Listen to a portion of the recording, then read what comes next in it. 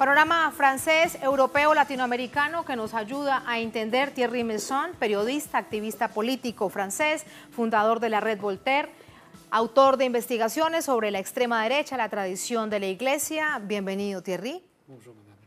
Nos acompaña en la traducción nuestro director de programas informativos, Eric Splinter. Eric, vamos a comenzar con la entrevista y lo primero que quiero saber es, a 24 horas, Thierry, de un presidente ya en funciones, ¿qué desafíos vienen, pero sobre todo desde la perspectiva del pueblo francés?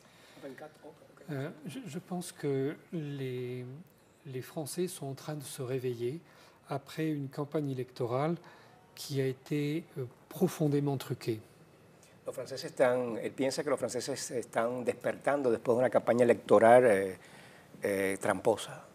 Il pense qu'ils ont élu un président qui est moderne et qui va aider à sortir de la crise économique. Ellos creen que eligieron un presidente moderno que los va a sacar de la crisis económica. Ils ont oublié que ce monsieur a déjà été ministre et qu'il a pris 2 lois qui ont provoqué énormément de troubles dans le pays. Ellos olvidaron de que ya este señor estuvo en el gobierno y promovió 2 leyes que crearon problemas en el país. C'était simplement il y a 1 an et demi et tout le pays était dans la rue contre ces lois. Que hace 2 años y medio aproximadamente todo el país estaba en la calle contra esas leyes. ¿Nos habla de la reforma laboral, una de ellas? ¿Reforma laboral? En particulier, c'est la réforme du travail, mais ce qui est important dans cette réforme, c'est qu'elle remet en cause l'architecture du droit lui-même. En fait, on substitue le système anglo-saxon au système français. Sí, el problema es que él ponía en peligro el derecho mismo de esa ley y sustituía en ese momento el derecho francés por el derecho inglés. Alors, au cours de cette campagne électorale, tout le monde s'est traité de fasciste dans tous les sens. En esa campaña electoral todo el mundo se llamaba fascista unos a otros. Mais qu'est-ce que c'est que le fascisme? Le fascisme, c'est quand les forces du capital décident qu'il ne doit plus y avoir de compétition économique et qu'il ne doit plus y avoir de lutte des classes. ¿Qué significa ser fascista? Bueno, que el capitalismo decide que no haya más ley de competencia y lucha de clases. Or, M. Macron a été soutenu à la fois par les 40 plus grandes entreprises françaises et par les syndicats. Macron estuvo respaldado por las 40 más grandes empresas francesas y los sindicatos. Il n'y a pas d'autre définition du fascisme. Decía usted que también recibió apoyo del grupo fuerte de financiación israelí. Oui, M. Macron, avant d'être ministre, a été d'abord secrétaire général adjoint de l'Élysée auprès du président Hollande, et avant cela, il était à la Banque Rothschild. Sí, él antes de ser presidente ahora trabajó en el campo del Liceo al lado de Hollande y avant cela, il était à la Banque Rothschild. Y estaba en la banca china. La Banque Rothschild. Rothschild. C'est un sistema bancario europeo. Poderoso. Non, c'est le système des Israéliens. Es el sistema israelita de banca. Et le nom de son mouvement, qui s'appelle En Marche, le nom de ce mouvement, c'est la traduction de Kadima, l'ancien parti d'Ariel Sharon en Israël. Sí, el nombre incluso de Marchamos, ¿no? Oui. Es un nombre que viene de Israel. Du général Ariel Sharon. De Sharon en Israel. O sea, está copiado el movimiento de Sharon en Israel. Alors, personne ne remarque ça en France. Je ne sais pas comment ça s'explique. Nadie se dio cuenta de eso en Francia, eso no tiene explicación. Au cours de cette campagne, on a vu pour la première fois des moyens de propagande qu'on n'avait jamais vus en Europe depuis la Deuxième Guerre mondiale. Para esta campaña se vieron medios de propaganda en Francia que no habían visto después de la Segunda Guerra Mundial. Par exemple, il y a eu un discours de M. Macron dont l'extrait a été rediffusé par toutes les chaînes de télévision. Por ejemplo, hubo un discurso de Macron que estuvo difundido en todas las cadenas de televisión. Il accuse dans ce discours le parti de Mme Le Pen d'être un parti fasciste. Él acusa a Marine Le Pen, al partido de Le Pen, de ser un partido fascista. Alors, il y a beaucoup de bruit, on ne comprend pas bien ce qu'il dit. Hay mucho ruido, no se comprende muy bien qué es que él dice. Mais quand vous réécoutez la bande, vous entendez ce monsieur accuser Mme Le Pen de s'être allié aux Allemands pendant la Première Guerre mondiale. Pero cuando escuchas bien lo que dice, él acaba de decir que Le Pen estaba aliada a los alemanes en la Primera Guerra Mundial. Mais cette dame est née en 1968, ça n'a aucun sens. Pero en las fechas no coinciden, no tiene ningún sentido. Et pourtant, aucun journal, personne n'a protesté contre cette accusation. Y sin embargo, nadie se dio cuenta y nadie protestó esa acusación que él hizo falsamente a Le Pen. C'est déjà un système de propagande incroyable. O sea, cometen errores increíbles y nadie se da cuenta porque el sistema de propaganda no lo deja ver. Y en medio de todo ello, ¿cómo veremos a partir de este momento, ya es el presidente para los próximos años, en su relacionamiento con la Unión Europea? Una cosa es cierta, Marine Le Pen decía, él va a ir a decirle a Angela Merkel, a la canciller alemana, qué hacer. Y realmente la primera reunión que anuncia es con Angela Merkel. Oui, oui. Écoutez, il a dit qu'il voulait soutenir l'Union européenne parce que l'Union européenne, c'est la paix. Moi, ce que je constate, c'est que c'est quand même l'Union européenne qui a organisé la guerre de Yougoslavie, que l'Union européenne aujourd'hui fait la guerre en Syrie et au Yémen, donc je ne comprends pas ce dont il parle. Dijo Macron que él sostenía la Unión Europea porque la Unión Europea era la unión de la paz. Y sin embargo es la misma Unión Europea la que ha hecho la guerra en Libia, en Siria. Él no comprende muy bien a qué se refiere él cuando habla de la Unión Europea como unión de la paz. Bien sûr, l'Union européenne a permis de maintenir la paix entre la France et l'Allemagne. Nous sommes d'accord là-dessus. O sea, estamos de acuerdo que ha mantenido la paz, pero entre Alemania y Francia. Mais l'Union européenne en tant que telle fait la guerre aux autres. Pero la Unión Europea, en tanto Unión Europea, hace la guerra a los demás.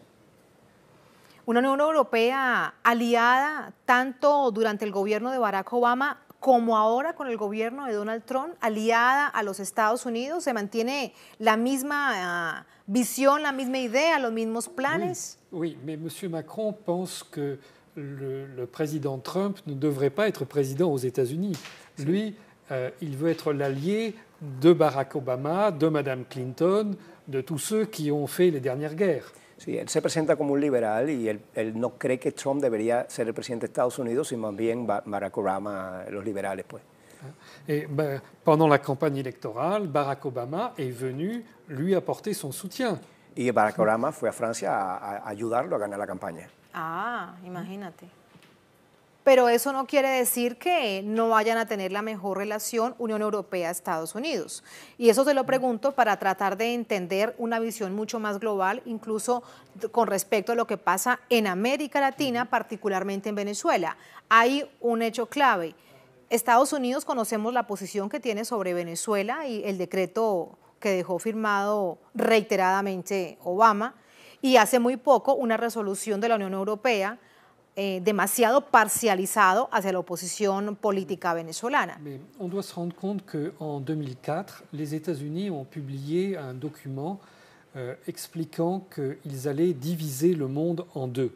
Hay que darse cuenta que Estados Unidos en el 2004 publicó un documento donde decía que deberían dividir el mundo en dos. Il disait qu'une partie du monde devait être stable autour des États-Unis, de leurs alliés, etc. Que una parte del mundo debería estar estable, unida a los Estados Unidos y sus aliados. Et que pour que aucune puissance ne puisse se développer et contester leur rôle, les États-Unis allaient détruire le reste du monde. Y para que nadie contestara ese orden mundial, pues debería destruir el resto del mundo. Bon.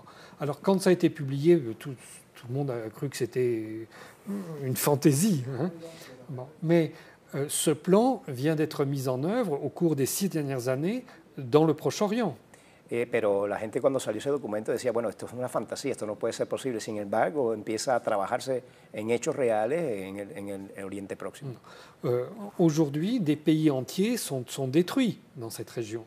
Ahorita países enteros están destruidos en esa región. Mais détruits, je veux dire, il n'y a plus de maisons, tout est cassé. O sea, todo está roto, no hay casas ni siquiera en pie. En Libye, 2/3 de la population a été obligée de fuir le pays après l'intervention de l'OTAN, pas avant.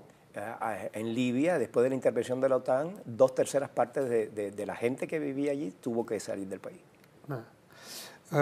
Un país destruido. Así que entiendo claramente tu visión. ¿Nos recuerdas lo que dijo el presidente Obama durante el 2010? Y ves, después de todos estos años, que se configura de esa manera, incluso en América Latina. Alors, dans le document qui a été publié en 2004, il était prévu de détruire toute la partie nord-ouest du continent ici. Et principalement autour du Venezuela, mais aussi la Bolivie, l'Équateur, tout un tas d'autres pays. En ese mismo documento se habla de destruir toda la parte noratlántica, norte de América Latina, que incluye Venezuela y todos estos países de la región. À ce moment-là, les États-Unis pensaient qu'ils ne toucheraient pas à l'Argentine, au Brésil et au Mexique, mais qu'ils détruiraient tout le reste. O sea, ellos mantendrían México, Argentina y Brasil, pero el resto debería ser destruido. Maintenant, dans ce document, on explique que avec l'évolution, quand on passera à l'attaque, il est possible que certains des États que l'on devait épargner basculent dans le camp du chaos. Sí, que en ese documento también se prevé que en cierto momento algunos países deberían, incluso ellos, caer en etapa de caos. Et il est tout à fait possible aujourd'hui que les États-Unis décident également de détruire à la fois le Brésil et le sud du Mexique. O sea, que incluso pueden llegar a incluir a Brasil y el sur de México. La destrucción, Thierry, permíteme, con esto lamentablemente se nos va acabando el tiempo para concluir. La destrucción es el caos, que es la matriz a nivel internacional que intenta posicionarse por parte de esta gran prensa sobre Venezuela, ¿no? El caos en el que está viviendo el país. Je pense que personne ici ne comprend ce dont il s'agit. Parce que ici, tout le monde croit que le problème, c'est entre le gouvernement et son opposition. O sea, yo no creo que la gente esté entendiendo bien lo que está sucediendo, cree que el problema es sencillamente entre la oposición y un gobierno. Et tous les gouvernements au Moyen-Orient ont réagi de cette manière au début des événements. Y exactamente eso fue lo que no entendieron los gobiernos en el Medio Oriente. Mais avec le temps, on se rend compte que ce que les États-Unis veulent, ce n'est pas mettre des oppositions au pouvoir. Claro, y cuando eso estalla, lo que nos damos cuenta es que no se trata de meter la oposición en el poder. Ce qu'ils veulent, c'est utiliser les oppositions pour détruire les États. Lo que está usando la oposición para destruir el Estado, incluso la oportunidad de que la oposición llegue al poder. La destruye también. Voilà, qu'il n'y ait plus d'hôpitaux, d'écoles, que tout ça, ça soit fini. O sea, no habrá Incluso más destruirse a sí misma. Oui, mais pour les États-Unis, ce que vivent les populations au Proche-Orient ou en Amérique latine, ils s'en moquent. No le importa la situación real que viven los pueblos de América Latina y el Medio Oriente. Ce qu'ils veulent, c'est qu'il n'y ait plus d'État, parce que si les peuples s'organisent, ils peuvent résister à la domination des Occidentaux. O sea, no le interesa ningún tipo de organización de estos pueblos, ni siquiera con la oposición, porque pueden resistir incluso al futuro la colonización. Je pense qu'ici, en Amérique latine, vous ne voyez pas du tout ce qui se prépare. O sea, él cree que no se ve bien desde América Latina que lo grave de aquello que se prepara, que es la ausencia del Estado, incluso en manos de oposición. No existe Estado ni siquiera para la oposición venezolana, aunque ella no lo sepa. Au Proche-Orient, tout le monde croyait qu'une guerre ne pouvait être que dans un pays. On ne pensait pas à une guerre générale dans toute la région. O sea, la gente ve la guerra dentro de un país, pero nunca se imaginó la guerra en toda una región, en toda una cultura. Et personne ne pouvait imaginer qu'une guerre pouvait avoir comme but de détruire la société et de détruire l'État. On pensait qu'on faisait des guerres pour voler le pétrole. O sea, nadie pensó en guerras que destruyeran todo, era para robar el petróleo sencillamente, y son guerras de destrucción total. Mais maintenant, nous voyons depuis 6 ans ce qui se passe. Y después de 6 años vemos lo que está sucediendo realmente, que es la ausencia de todo tipo de institucionalización. Lo que sucede en Oriente Medio, brevemente para despedirte, ¿qué hacer desde los pueblos para que esto que nos estás contando, que es tan preocupante, no se dé de esa manera como lo piensa Estados Unidos? D'abord, je pense que le choc qui va avoir lieu ici est d'une telle force que vous allez être absolument étonné. Dice que en principio el choque con el cual se pueden encontrar pueden sorprenderlos mucho. Et il n'est pas possible d'avoir une victoire militaire face à la puissance militaire des États-Unis. O sea, no sería una victoria militar frente al poder militar norteamericano. Actuellement, au Proche-Orient, la plupart des États sont détruits. La mayoría de los estados en el Medio Oriente están destruidos. Mais il y a dans cet ensemble un État, la Syrie, qui a été capable de résister. Sin embargo, existe la Siria que sigue resistiendo. Et c'est le seul État qui est résisté. Y es el único estado que ha podido resistir. Et il résistera avec l'idée au bout d'un moment, les États-Unis vont se lasser et vont se retirer. Y ellos resisten pensando en la idea de que Estados Unidos en algún momento va a retirarse. Donc l'avenir de l'Amérique latine, normalement, il faudrait se préparer dès à présent à cette guerre. Desde el primer momento habría que prepararse para pensar en ese tipo de guerra. Avec l'idée qu'on n'empêchera pas la guerre, qu'elle aura lieu. Que es difícil evitarla, que está en las intenciones norteamericanas y que vendrá. Qu'il y aura des morts, qu'il y aura des destructions. Que vendrán con ella muertos y destrucción. Mais qu'il est possible de limiter les victimes. Pero que es posible limitar los costos. Et il est possible de résister dans la durée. Y que es posible totalmente resistir a larga duración. Thierry, gracias por ese análisis. Bienvenido siempre a Telesur. Muchas gracias. Merci, madame. Gracias, Eric. Gracias a ti.